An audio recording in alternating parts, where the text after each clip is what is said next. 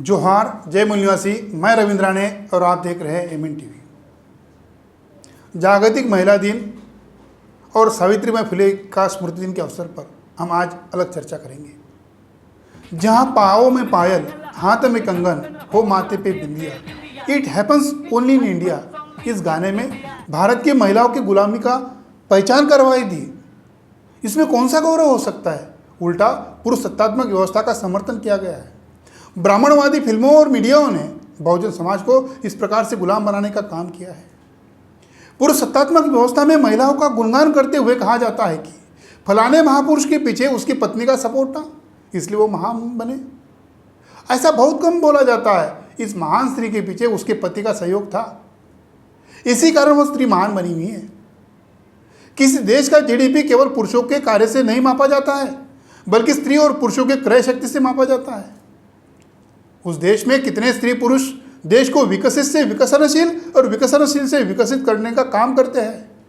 हमारे देश में पुरुषों के फैक्ट्री, कंपनी, सरकारी कार्यालयों में या खेती या मजदूरी करने में महत्व दिया जाता है, मगर कोई महिला किसी फैक्ट्री, कंपनी, सरकारी कार्यालय या खेती मजदूरी में काम करती है, उसे उतना महत्व नहीं दिया जाता है।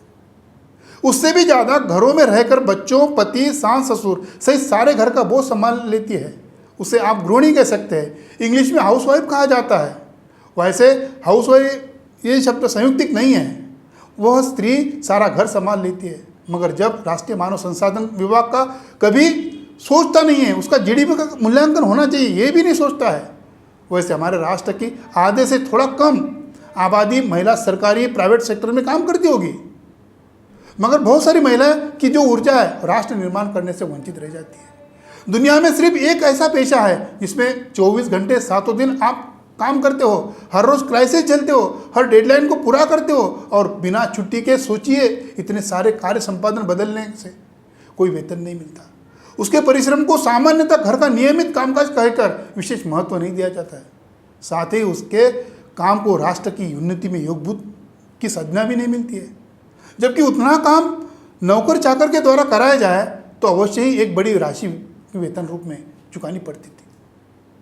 केरल में हाउसवाइफ के लिए मासिक भत्ते की मांग सामने आ चुकी। बांग्लादेश के वित्त मंत्री का मानना है कि हाउसकीपिंग की वैल्यू तय की जानी चाहिए। स्वीडन के जर्नलिस्ट पीटर लेटमार्क ने अपने लेख में लिखा है कि वो लेख था हाउसवाइफ होने का दाग। इसमें अनेक चिंताजनक स्थितियों को प्रस्तुत किया है। स्वीडन और नॉर्वे में हाउसवाइफ कहना बेइज्जती माना जाता है। हमारी नई पीढ़ी लड़कियां जो है वो कभी स्वयं को हाउसवाइफ कहने में गौरव नहीं महसूस करेगी। स्वीडन में मर्दों को कई महीने तक पेटर्निटी लीव मिलती है, जैसे मैटरनिटी लीव महिला लेती है। इसके लिए पुरुषों को इंसेंटिव दिया जाता है। वहाँ के समाज में इतना फर्क आया है, बेबी पाउडर के ऐड में महिलाओं की जगह पुरुष नजर आते हैं। हम लगातार बता रहे हैं, भारत में हमारी माता, बहन, पत्नी, बेटियों को जागरूक करने का, पढ़ाने का काम एक महापुरुष ने किया। उनका नाम सभी दर्शक जानते हैं, वो है राष्ट्रपिता ज्योतिराव फुले। राष्ट्रपिता ज्योतिराव फुले जी और उनकी सहचारिणी क्रांति ज्योति सावित्रीबाई फुले ने ये वो महान कार्य किया है। ब्राह्मणवादी मानसिकता में उस माता ने 18वीं सदी में पूरी ताकत से सबके ताने हमले सहते हुए ससुर और मायके के विरोध में क्रांति के दीपक को मशाल बनाने का काम किया है। उनके सारे रिश्तेदार परेशान थे। ज्योतिराव फुले ब्राह्मणों के धर्म ग्रंथों पर सवाल खड़े करते थे, पूजा, यज्ञ, कीर्तन पर चिकित्सा करते थे, तो सावित्रीबाई फुले जी के भाई ज्योतिराव फुले की आलोचना करते थे। वो कहते थे अछूतों की सेवा करने से उन्हें उनकी जाति से बहिष्कृत किया है। सावित्रीबाई फुले अपने भाइयों को खत लिखती है। वो कहती है मेरे भाइयों ने अपना होश खो दिया है।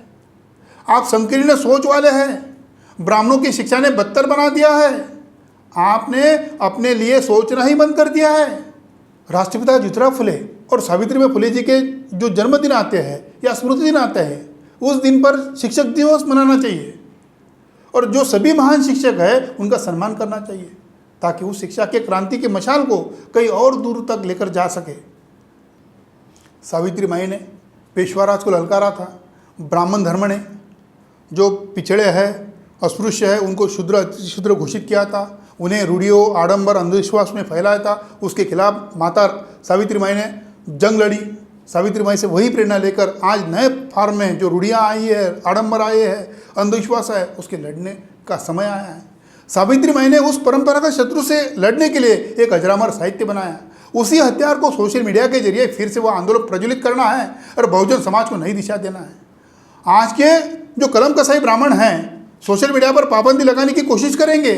हमें हमारे बाजुओं में हिम्मत लाना होगा। हो सकता है अड़चनों का सामना करना पड़े, मगर बड़ी लगन, विश्वास, सहजता से इस कार्य को निभाना है। समता, बंधुता, मैत्री और न्यायपूर्ण ये लड़ाई सामाजिक क्रांति से ब्राह्मणी पाखंडवाद की धज्जियां उड़ाना है।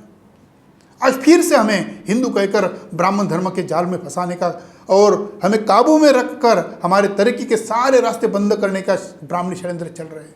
अब कोई राष्ट्रपिता ज्योतिराव फुले, सावित्री फुले, डॉक्टर बाबा साहब अम्बेडकर का पार्ट 2 आने वाला नहीं है। उनका फिर से जन्म होने वाला नहीं है। ये काम हमें करना है। सावित्री माई किसानों को ब्राह्मणों का षड्यंत्र कविता में समझाती है।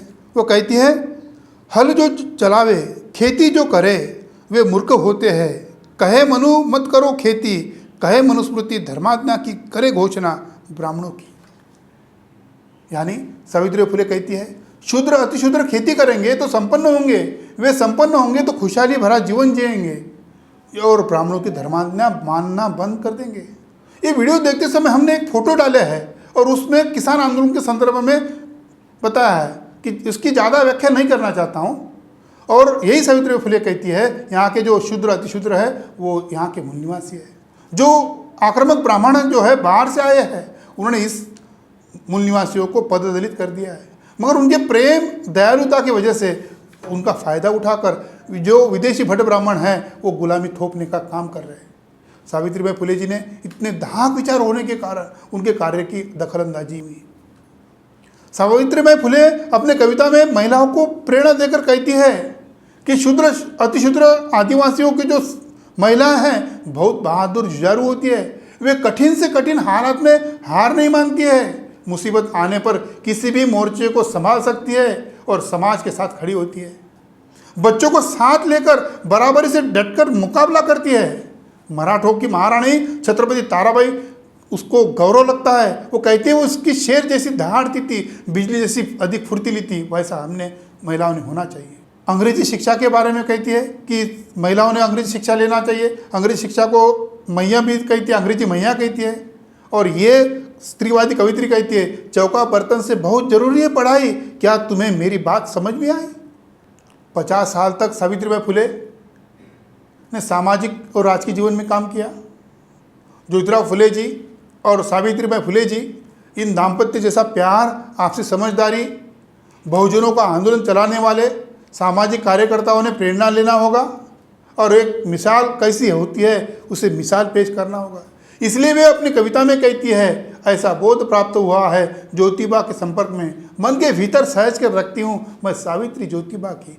आज मूल निवासी बहुजन समाज के राष्ट्रपति जनार्दन को प्रेरणा देने वाली कविता हो सकती है। वो कहती है, सच कहा है तुमने, छठा अंधकार क्षुद्रादि मार जाग गए, दीन दलित अज्ञानी रहकर दुख से पशु भांति के लिए ये उल्लुओं की इच्छा है। मुर्गा टोकरी से ढका फिर भी देता है बांग, जनता को बताने सुबह होने की बात।